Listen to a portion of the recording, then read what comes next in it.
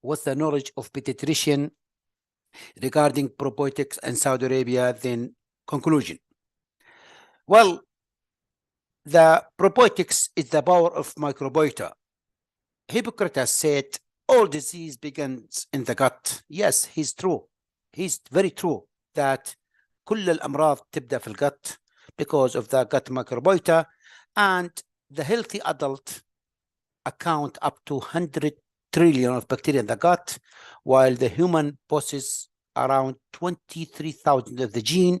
And we'll not repeat this one because we should understand that the gut microbiota genome microbiome is almost 100 times that the human genome.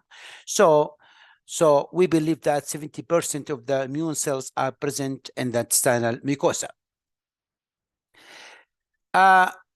This is the summary of the microbiome, and still human microbiome is the topic of the great research interest. We have attended a lot of conferences, and they are talking about probiotics, prebiotics, symbiotics, all biotics families, so it will work and work. And you didn't believe that the gut microbiota is account up to 2 kilos from your bodies. If your weight is 80, it's not 80, it is 78, because 2 kilos are left for microbiota in your bodies. And each individual has unique microbiota, like passport, like fingerprint. So I'm sure in next few years, they will discover more about unique microbiota in each individual. And this is the development of silent microbiota. At birth is very critical period. You will see different bacteria, usually bifidobacteria, anaerobes, and formulative anaerobes. It will accumulate it up to 10 to 10,000 and influenced by different factors. And in your gut, it is little bit complex ecosystem, and you will see different organism.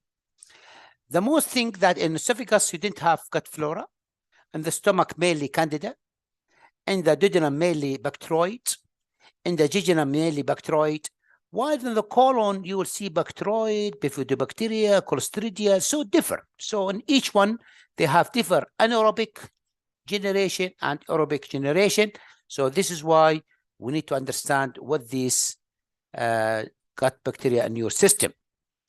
Again, it's not only location of the intestine. Even when you are baby, usually at 1 month of the age, usually it is bifidobacteria. When the child is 6 months, usually clostridium. When the child is 2 to 3 years, usually will be bactericidae. So the infant or the child microbacteria differ from the adult, and it will have slow transit to adult-like microbiota. So GI, because I'm gastroenterologist, is one of the intelligence defense system with the lines of defense. For example, GALT, gut-associated lymphoid tissues, microflora, and intestinal lining mucosa. So what is GALT? GALT is always comprise about 70 of the immunological cells in the body lymphocyte. And it's one of the largest immune organs. Why? Because it secrete about or generate 70% of the secretory IgA. So this is why usually you will see it in the plasma cells, lymphocyte, and macrophage. And GALT usually in the bile patches and appendix, and you will see the blue, it is T cells, while the yellow is B cells. You will see is different location specific for defense of any gut microbiota. Again, influence not only by GALT, breastfeeding, infant feeding, change microbiota. Your diet, change microbiota. Medication, change microbiota. Gene, change microbiota. I think each one has extensive topic, so we cannot or I cannot summarize in half hours for this, but remember, it has a lot of influence. What's the role of the intestinal flora? Usually, the gut microbiota support the gut barrier by two mechanisms: increase mucin production and decrease permeabilities to prevent any invasion bacteria to the gut microbiota, and the gut microbiota help to support the adaptive immune response by generating IgA activities and the balanced T helper subclasses with the cellular types. And this is why gut microbiota play important roles in maintaining health. So probiotics are believed to be augmented further. So according to ISABB, probiotics is a live organism. When they administered adequate amount, it will confirm the benefit health to the host. And remember, this is the probiotic families. The ceiling is microbiome, and the floor is healthy diet, and you have probiotics, prebiotics, symbiotics, and postbiotics. Probiotics is live organism. Prebiotics, it is the food for beneficial bacteria. Symbiotics, it is combination of prebiotics and postbiotics, and postbiotics, it is compound created by and from the beneficial bacteria. So each one has different indication for, especially in pediatric GI, with strong evidence to use each separate. So any products is probiotics? The answer is no, because it must be fully identified. You should know the genus, the species, the strain, no pathogenic effect and toxicities. Usually it is not or viable in GIT and resistant to bile acid, and usually is adhered to mucosa and colonized intestine, and stable during the processing and storage, and they have significant number of the viable cells, and the most important, they have anti-inflammatories and or immunostimulatories. And this is the selection, as I said, and the most important should be that should be viable in the GI tract and all this one. So what's the mechanism? The mechanism, I put in this cartoon to make it more easy for you. Usually, it will enhance the epithelial barrier. This is the probiotics. This is the pathogens. It will enhance the pathological vectors. It will increase adhesion to intestinal mucosa. The mucosa, it will be tight. Number 3, it will inhibit the pathogen adhesion. Number 4, it will have competition exclusion of the pathogenic microorganism. Number 6, production of the substances, and the most important, modulation of the immune system by production of cytokines with the helping an immune system. And usually secretion of the immunological deficient and activation of the macrophage and natural killer cells, and stimulate GALT and modulation of innate and adaptive immunities. And the beneficial probiotics, you didn't believe it, they use it in everywhere. They use it in depression, they use it in the cancer, they use it everywhere, and you expect more and more. So this is why we need evidence-based indication for probiotics. So if you see in human, the most probiotics used is lactobacillus and bifidobacteria, while streptococcus, enterococcus, E. coli account less. And usually the efficacy of the probiotic in GI disease, in H. pylori, it will improve the eradication of bacteria. In IBD, especially Crohn's, pouchitis, it will help. Constipation, it will help. Antibiotic association, there is a meta-analysis shows it prevent diarrhea. Diarrhea with chemotherapies and C. diff, it will risk of the diarrhea associated with chemotherapies and C. diff. This is a recommendation practice of probiotics from gastroenterology. Evidence A is mean that it's more strong. So we recommend probiotics in antibiotic associated diarrhea. We recommend probiotics in adult with the ulcerative colitis. We recommend probiotics to reduce necrotizing enterocolitis in mortality in preterm. However, it's not applicable in Saudi Arabia. And also, probiotics will help to decrease C. diff, also decrease other diseases. Next slide, I will show you meta-analysis, how it's more important to see that is it work or not. Probiotics in associated antibiotic diarrhea, if someone has antibiotics and causing diarrhea, the meta-analysis shows this very, very effective comparing to placebo. So you can use it for 5 to 7 days. Which probiotics? It depends on the strain and the dose. So again, this in children, again, it's very effective with I-square up to 60% with significant p-value that probiotics help in children with antibiotic-associated diarrhea. What about functional constipation? Again, it may help, especially for some strains of the antibiotics, and usually with the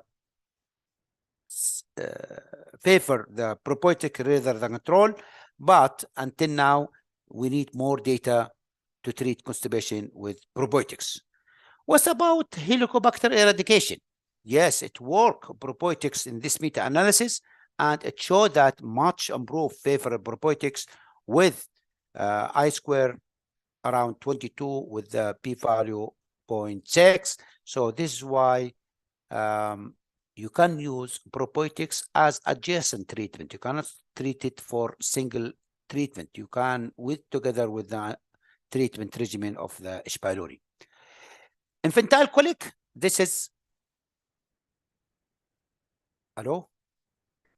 infantile colic, one of the most important disease. At more work, this is the meta-analysis showed the probiotics help infantile colic for the treat excess and even the decreasing crying time. And the mechanism that in colicky infant, you have increased fecal calprotectin, increased cytokines. So the probiotics will reduce these cytokines, reduce fecal calprotectin, increase interleukin 10, and reduce crying and fussing. And you to work probiotics in breastfed only. So we cannot give it to the infant with the formula. Acute gastroenteritis, still there is some concern, depends on the strains. According to GBN, they recommend some species like Lactobacillus rhamnosus or Retruti. So all of these at work up to 5 days for gastroenteritis, but still not all probiotics are equal.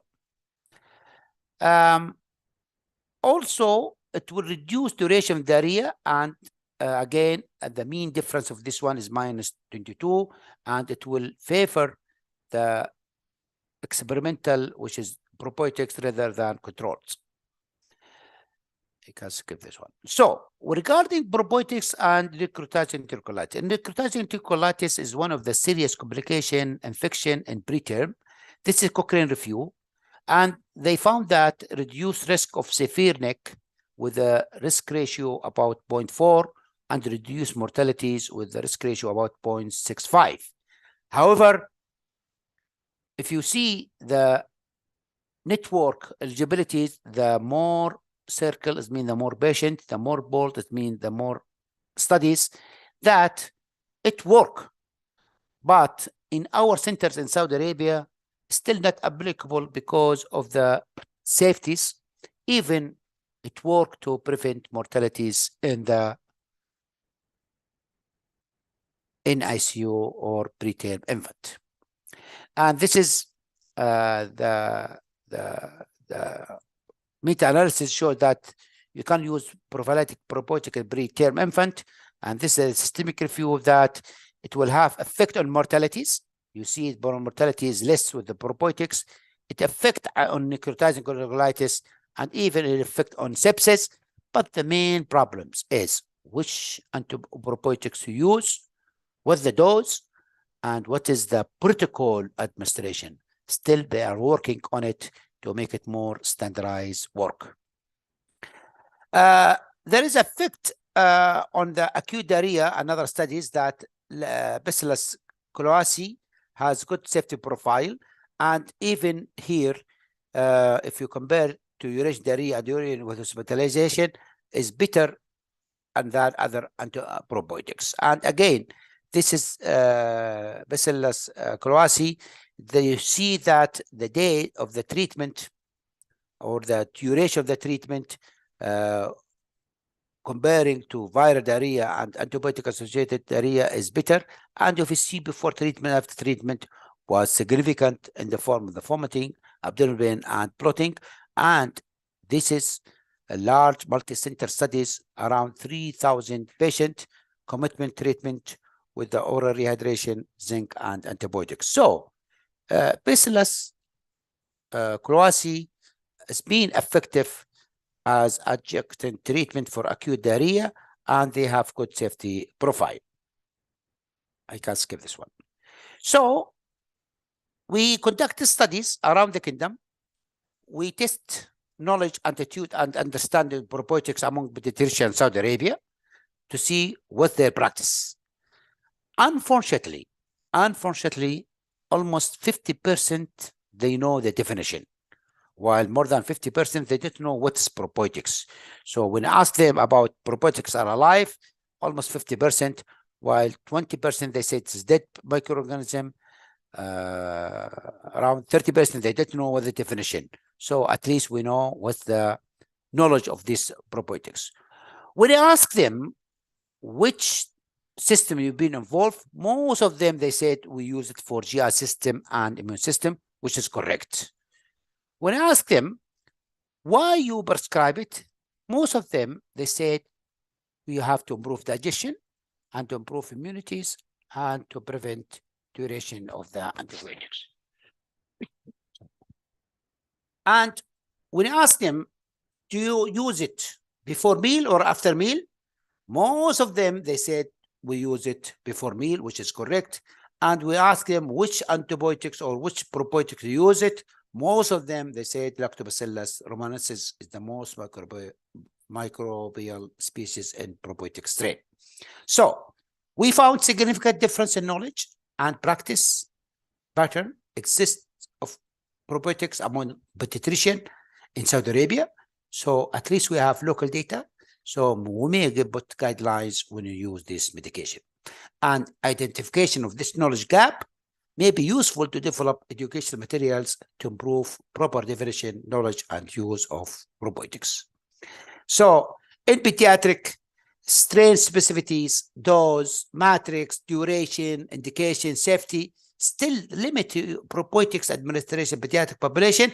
However, it is safe to use it in acute diarrhea, in antibiotic-associated diarrhea, in H. pylori eradication. Ladies and gentlemen, my conclusion is gut microbiota play an important role in maintaining health. Probiotics are believed to be augmented further. GI has 3 defense mechanisms, including GALT, microflora, intestinal lining mucosa.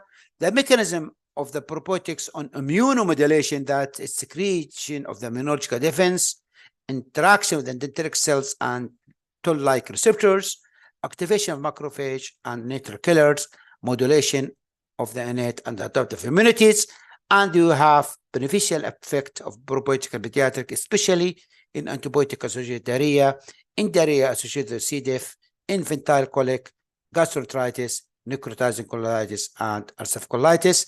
And if anyone is interested, this is big journal, gastroenterology journal. They put clinical practice guidelines about the role of the probiotics in management of the GI disorders. At the end, I hope you enjoy my lectures. If you have any questions, please don't hesitate to contact me.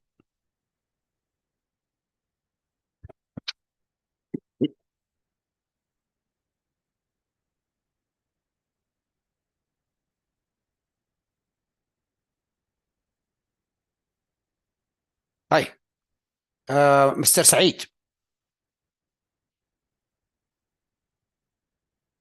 Okay. There is a question said ايش اكثر المنتجات اللي فيها probiotics؟ اكثر المنتجات اللي فيها probiotics اللي هو الزبادي والمخللات.